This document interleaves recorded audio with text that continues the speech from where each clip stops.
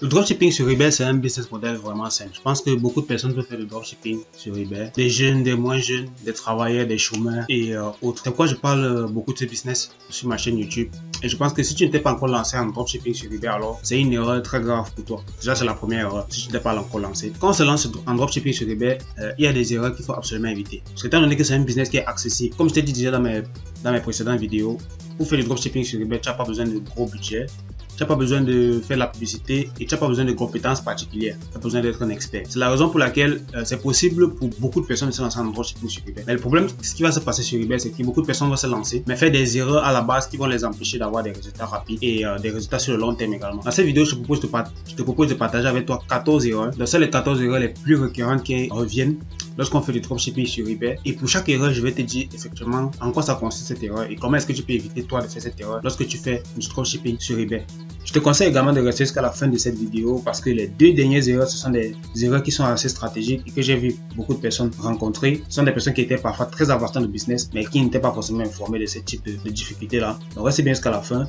Prends des notes si possible et surtout, laisse un j'aime parce que je pense que de plus en plus, il y a des personnes qui découvrent la chaîne et ça me fait plaisir. Ton j'aime va également contribuer à ce qu'on puisse monter dans l'algorithme par rapport à ça. Bienvenue dans cette vidéo. Moi, je m'appelle Abel Otou. Je suis ingénieur de formation. Je suis également entrepreneur et investisseur. J'ai lancé plusieurs business en ligne.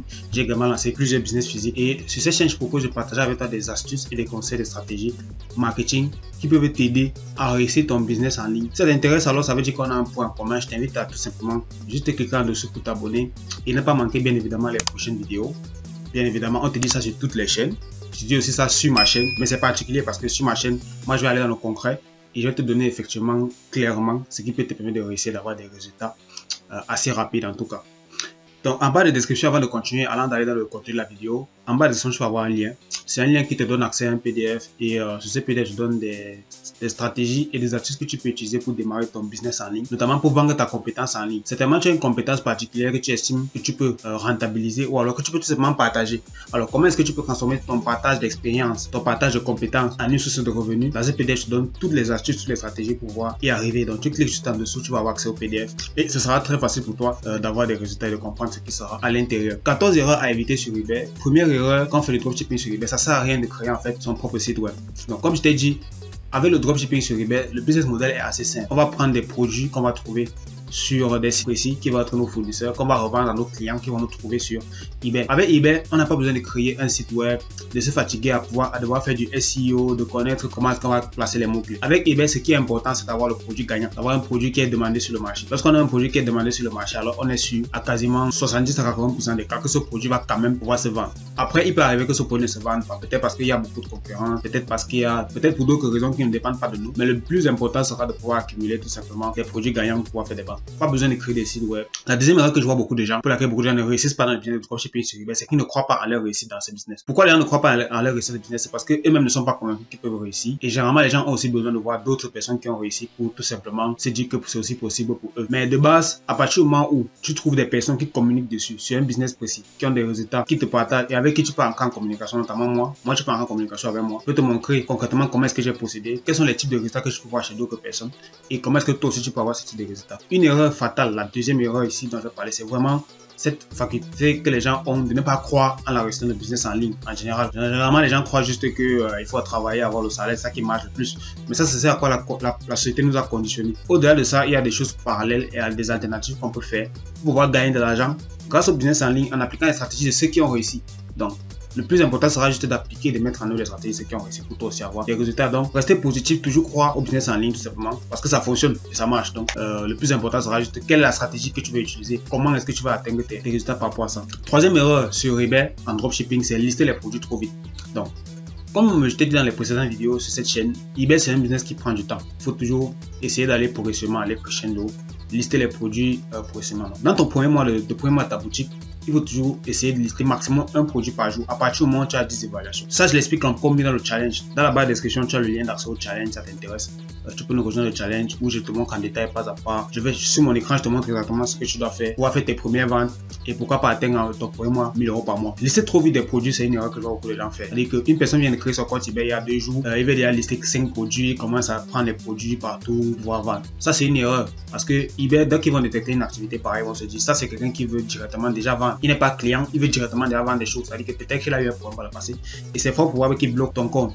Quatrième erreur, c'est les VPN.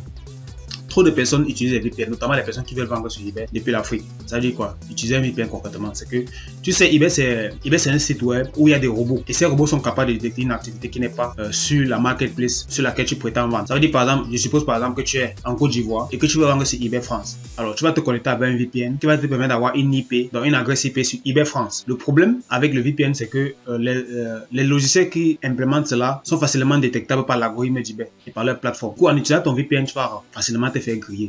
Donc, moi, je déconseille formellement l'utilisation des VPN sur eBay. Ce qu'il faut faire, c'est utiliser un VPS. Un VPS, c'est quoi? C'est l'alternative au VPN. C'est une machine virtuelle que tu vas utiliser qui va te permettre de tout simplement vendre tes produits et qui va te positionner en fait comme si tu étais réellement en France. C'est-à-dire qu'un VPS, c'est une machine qui sera physiquement réellement en France avec une IP française à laquelle tu vas te connecter par ton navigateur et tu pourras tout simplement mettre tes produits en ligne, lister tout. Ce qui est sûr, c'est que ce sera un coût supplémentaire pour ton business parce que l'accès au VPN sera payant chaque mois. Mais au moins, tu es sûr que tu n'auras jamais de problème de blocage, tu n'auras jamais de problème de détection que ton PC a été créé, du moins que ton PC est localisé peut-être en Afrique et tout et tout. Tu es sûr que là, tu n'auras pas de soucis. Les services VPS, il y en a plusieurs. Peut-être qu'en description, je vais te mettre quelques liens. Tu as Kamatera comme VPS, tu as également OVH. Moi, je recommande OVH. Tu as également d'autres trucs comme Hoster. À toi de chercher sur Internet ce qui est le meilleur rapport qualité-prix. Autre erreur que je vois, cinquième erreur, c'est le manque de patience. Beaucoup de vendeurs ne sont pas patients. Ils veulent griller les étapes, ils veulent brûler les étapes. C'est-à-dire on va voir quelqu'un qui va chercher à lister des produits rapidement, vouloir tout simplement faire les choses trop vite, aller trop vite en fait. Donc sur eBay, il faut prendre son temps. C'est un site web où ils ont besoin de faire confiance aux personnes. Donc ça prend au moins 90 jours pour qu'eBay te fasse confiance. En 90 jours, tu as largement de quoi faire des achats, des ventes et des mises en vente de petits produits à partir du moment où tu as des évaluations. Tu as largement de quoi commencer à avoir la confiance du site, mettre en place ton compte bancaire, relier tes modes de paiement.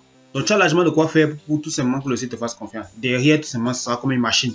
Parce que tu vas t'habituer au business, tu vas t'habituer au process et tout simplement derrière, tu vas commencer à gagner du cash en trouvant les bons produits qui peuvent te permettre de rentabiliser ce business-là. Sixième erreur, c'est trop de temps pour envoyer les commandes. Les gens prennent trop de temps parfois pour envoyer les commandes. Il y a des vendeurs eBay. À partir du moment où quelqu'un a commandé dans ta boutique, il faut toujours essayer d'envoyer le produit assez rapidement. C'est pour ça qu'il faut bien sourcer le produit pour s'assurer que ce produit est effectivement rentable pour nous. Prendre trop de temps pour envoyer les commandes, c'est rédhibitoire parce que dans l'algorithme d'eBay, les meilleurs vendeurs sont aussi les personnes qui envoient les commandes assez rapidement et qui respectent également les délais de livraison. Donc quand plus quelqu'un attend la commande, plus ça décale le jour de livraison qu'il va recevoir. Et plus ça augmente les probabilités qui se plaignent du service client, qui se plaignent du délai de livraison.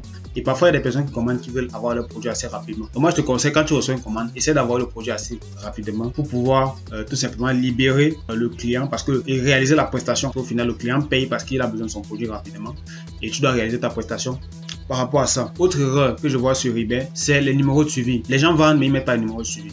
Il faut toujours mettre les numéros de suivi. Le problème avec les numéros de suivi, c'est que lorsque tu passes ta commande chez le fournisseur, généralement tu n'as pas le numéro de suivi rapidement. Sauf si c'est un fournisseur professionnel. Typiquement, si tu prends sur Amazon, tu auras un numéro de suivi. Mais c'est vrai qu'eBay ne prend pas les numéros de suivi Amazon. Donc ne mets jamais un numéro de suivi Amazon sur eBay. Il y a moyen de convertir ça. Tu peux chercher sur en ligne comment convertir un numéro de suivi Amazon à un numéro de suivi global. Donc, sauf si tu commandes sur un site vraiment professionnel où tu auras le numéro de suivi directement, tu devras généralement commander ailleurs. Et quand tu commandes ailleurs, tu n'as pas toujours le numéro de suivi directement. Quand tu vas recevoir le numéro de suivi par email, mets toujours à jour ta commande avec le numéro de suivi pour que si jamais le client veut savoir où en est sa commande, parce qu'il y a vraiment des clients qui sont souvent impatients. Moi, je l'ai vécu plusieurs fois, des clients qui sont vraiment impatients de recevoir le produit. Donc, il faut toujours s'assurer qu'on a le numéro de suivi de façon parce que sur eBay, ça fonctionne avec la confiance. À partir du moment où tu mets un numéro de suivi, eBay te fait confiance et derrière, c'est une chaîne de confiance qui permet que toi, tu es sécurisé en tant que vendeur, le client il est sécurisé en tant que client et eBay est sécurisé en tant qu'intermédiaire qui met en relation le vendeur et le client. Dans le numéro de suivi, c'est très important. Autre erreur que je vois sur eBay, c'est la faible qualité de service. La faible qualité de service se reflète par quoi? L'absence de réponse aux demandes des clients, l'absence de réponse tout simplement aux sollicitations de eBay. Tout ce qui va concerner en fait les notifications eBay, il faut pouvoir être assez réactif. La qualité de service, tout ce qui entre dans la qualité de service, c'est tout ce qui va concerner l'interaction entre le vendeur que tu seras et l'acheteur qui vient sur eBay, également toi et eBay. Il faut que toutes les interactions soient assez fluides et assez rapides. Il faut que tu te connais régulièrement sur ton compte eBay, tu vois de l'activité. Il faut que tu listes régulièrement. Tout ça va juste ta qualité de service derrière et va mettre en avant ta boutique ou pas. Donc c'est très important. Autre chose, autre erreur que je vois des gens faire aussi, c'est l'utilisation des logiciels le logiciel de sourcing, le logiciel de listing. Moi, je ne conseille pas d'utiliser le logiciel, en tout cas pas au début. Au début, c'est mieux de laisser les produits soi-même. Déjà, pour bien comprendre le business et pour s'habituer tout simplement à lister des produits. C'est vrai que lister des produits chaque jour, ça demande beaucoup de discipline. C'est la raison pour laquelle aussi sur eBay, il faut être assez discipliné. C'est mieux de lister tes produits toi-même. Et les logiciels que tu vas utiliser seront plus des logiciels qui permettent de faire en fait du sourcing. Alors, je vais t'expliquer la différence entre le logiciel de sourcing et le logiciel de listing. Les logiciels de listing sont des logiciels que tu vas utiliser, qui vont prendre un listing existant par exemple sur AliExpress et vont le renvoyer dans ta boutique eBay de façon automatique. C'est-à-dire que tu n'auras plus besoin de prendre les photos, venir coller, tu n'auras pas besoin de prendre la description, venir coller. Ça va se faire de façon automatique de AliExpress par exemple vers eBay. Ça c'est pas recommandé parce que l'API d'eBay, l'API en fait c'est une interface de programmation. Bon, pour ceux qui ont un background un peu en programmation ils vont comprendre. Mais l'API d'eBay va détecter le logiciel. Donc moi je déconseille d'utiliser le logiciel pour lister les produits. Maintenant il y a le logiciel de sourcing qui existe. Le logiciel qui existe permet tout simplement de connaître quels sont les produits qui se vendent le plus sur eBay pour les mettre aussi en vente. Parce que le but c'est quoi? Le but c'est qu'on veut vendre sur eBay les produits qui reviennent le plus pour assez rapidement rentabiliser sa boutique. L'idée ici, c'est d'utiliser tout simplement les produits, on va les appeler les produits winners, et tout simplement les laisser dans notre boutique pour pouvoir faire des ventes. À ce moment-là, c'est là où les logiciels de sourcing interviennent. Les logiciels de sourcing vont intervenir tout simplement pour pouvoir mettre en avant les produits qui sont les plus vendus. Et du coup, moi je conseille de les utiliser pour pouvoir connaître ces produits-là et après derrière mettre les produits en vente. Après, c'est un investissement. Ça demande des investissements. Vous avez des logiciels comme Zik Analytics dans lesquels vous abonnez chaque mois. Ça t'intéresse à t'abonner. Je pense que je vais mettre le lien en description aussi, le lien de Zik Analytics. C'est un logiciel qui est payant. Mais après, derrière, tu as des données fiables, des données sécurisées qui te permettent vraiment d'avoir un avance sur la concurrence. Je pense pas qu'il y a beaucoup de vendeurs eBay qui utilisent ce logiciel-là. Mais si tu utilises ce logiciel, toi, en commençant au début, en mettant sur place l'investissement nécessaire, tu auras certainement des résultats. Après, c'est pas obligé. Il y a d'autres façons de connaître des produits winners. Ça t'intéresse à connaître des produits winners sans logiciel. Dans le challenge, je vais en parler. Du moins, dans le challenge, j'en parle. Ça t'intéresse, tu rejoins juste le challenge qui est en description. Autre erreur à éviter sur eBay, c'est les produits verrous. C'est quoi les produits verrous? Un produit verrou, c'est seulement un produit qui est labellisé et qui ne peut pas être revendu. Par exemple, c'est pas possible de revendre Samsung sur eBay. Sauf si ça a changé. C'est pas possible de revendre Apple, c'est pas possible de revendre, en tout cas le neuf. C'est pas possible de revendre ces produits-là en mode neuf. C'est possible de les revendre en occasion, par exemple, en supposant que c'est nous-mêmes qui avons ce produit en occasion. Donc, ou alors en reconditionné ou autre. Donc, généralement, il faut éviter de vendre des grosses marques en neuf. Donc, Samsung, iPhone et autres. Il y a d'autres marques. Après, si vous voulez connaître la liste sur le site eBay, il y a une façon d'aller sur eBay et de rechercher tout simplement la liste verrou. Et dans cette liste verrou, tu vas tout simplement trouver tous les produits qui sont interdits à la revente sur eBay, tous les marques en fait. Ensuite, derrière, parfois tu peux lister un produit et derrière, eBay te fait la remarque comme quoi la marque que tu as mis, c'est une marque verrou. À ce moment-là, tout simplement, ce que tu dois faire, c'est soit supprimer le produit, bien mettre le produit en occasion reconditionné, afin d'éviter tout simplement qu'il te fasse un blocage ou alors une restriction de visibilité. En fait, parfois, il faut éviter de lister les produits de marque pour ne pas avoir les problèmes de blocage. Ensuite, il y a les prix. L'autre erreur que beaucoup de personnes font, c'est les prix.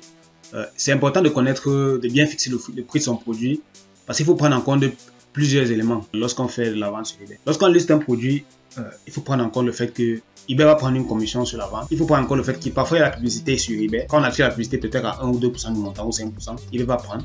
Il y a également la TVA de eBay parfois. Et pour ceux qui vendent en particulier, ça peut atteindre jusqu'à 10% du montant. Je prends un exemple, c'est-à-dire que si, par exemple, j'ai sourcé un produit qui coûte 30 €, je vends ce produit à 50 € sur eBay. Je vais faire du x2. Supposons que je fais du x2. Je le revends à 60 €. Maintenant, dans les 60 €, il va avoir, par exemple, si je suis en particulier, eBay va prendre 10%. Je pense bien, ça fait il y a 6 €. Si j'ai mis la publicité sur eBay, peut-être à, je sais pas, 1%, ils vont prendre 0,6 €. Ça fait il y a 6,6 €. Et il y a parfois la TVA. Donc, il faut toujours prendre en compte cela. On voit que, là, tu vois, par exemple, on quitte de 60 € vers 54 € par là. 53, 54 €. Ça, c'est notre prix. Le prix auquel qu'on va pouvoir encaisser après avoir retiré les frais d'eBay. Ensuite, il y a les frais de nos cofournisseurs. C'est-à-dire qu'on va retirer les frais de nos cofournisseurs. Donc, sur les 54 €, il y a les 30 € auxquels on a acheté le produit qu'on va devoir retirer. Ce qui va nous faire ici qu'on va se retrouver avec 24 €. Donc, c'est très important, par exemple, de pouvoir fixer son prix de façon à pouvoir être sûr d'avoir une marge sur ce qu'on va vendre. C'est très important. Parce que sinon, on peut se retrouver dans une situation où on achète un produit 50 €, on le revend 60 € et parfois les marges et tout ce qui concerne les charges sont beaucoup plus supérieures, du moins, vont faire que d'autres ventes ne sera plus rentable.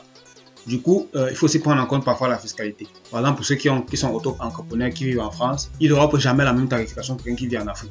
C'est pour ça que la personne qui vit en Afrique a beaucoup d'avantages. Parce que quelqu'un qui vit en Afrique n'a pas forcément les problèmes d'impôts, de TVA, de charges. parce qu'il y aura juste la commission d'eBay qui sera à prélever et après derrière tout ce qu'il y a encore dans sa poche. Pour la fiscalité et autres, ce sera à lui de gérer en fonction de s'il a une société offshore, s'il a une société, généralement la société offshore aussi, on taxe sur le bénéfice, donc c'est aussi un autre avantage fiscal quoi. Donc pour ceux qui sont vraiment en Afrique, c'est un gros avantage pour eux. Ils peuvent se permettre de fixer des prix qui sont un peu plus bas parce que derrière, la pression fiscale est beaucoup plus inférieure. Une autre erreur que je vois des personnes faire sur eBay en dropshipping, c'est ne pas diversifier leur boutique. C'est-à-dire quelqu'un par exemple crée sa boutique, il vend des cours de téléphone, il vend des téléphones, il vend des écouteurs, il vend des... Après, la personne se positionne pas sur, par exemple, des produits de la maison, des lampes, des assiettes, des trucs comme ça. Donc, je prends des exemples. Juste pour dire que c'est une erreur d'avoir une boutique qui est juste dans un seul segment de marché précis. C'est toujours intéressant de diversifier sa boutique pour pouvoir toucher le maximum de marché possible. Parce qu'il y a parfois des produits venus auxquels on ne s'attend pas et qui sont simplement sur d'autres marchés potentiels. 13e erreur sur eBay, et c'est une erreur qui est vraiment grave. Fait que tu arrives jusqu'à cet endroit de la vidéo parce que c'est une erreur que j'estime vraiment qu'il y a beaucoup de personnes qui le font et c'est à éviter absolument, c'est lister sur eBay avec le téléphone. Il faut éviter de lister sur eBay avec le téléphone, sauf si vous vendez, vous êtes à l'endroit auquel vous vendez. Par exemple, moi je pouvais lister sur eBay France avec mon téléphone eBay parce que j'étais en France.